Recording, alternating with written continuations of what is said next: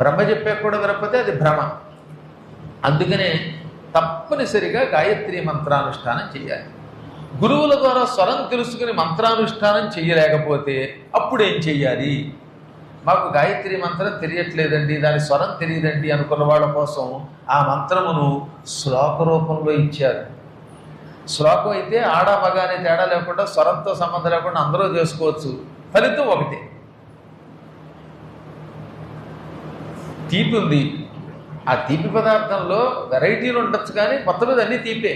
చక్కెర పొంగల్లోనూ బెల్లం వేస్తాం, పాయసంలోనూ బెల్లం వేస్తాం, అన్నిటిలోనూ బెల్లమే.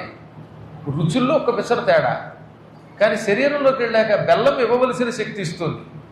గాయత్రి అలా కాదట, అసలు రుచి భేదం కూడా లేకుండా ఏ శ్లోక రూపంలో అయినా మంత్ర రూపంలో అయినా వారి వారి వీలుని బట్టి జపం చేస్తే ఫలితం మాత్రం సమానంగా ఇస్తాను అన్నది. అందుకనే అందరి కోసం ఇచ్చిన శ్లోకం గాయత్రి మంత్రం. తత్సవితుర్వరేణ్యం భర్గో దేవస్య ధీమహి ధియోయో న ప్రచోదయాత్ అని చేయలేని వాడికి ఈ మంత్రాన్ని ఏం చేశారు? శ్లోక రూపంలో ఇచ్చారు. యో దేవ సవితాస్మాకం ధియో ధర్మాది గోచరా ప్రేరయేత్తస్య యద్భర్గః తద్వరేణ్యముపాస్మహే. ఆ మంత్రమే శ్లోకంలో పెట్టారు.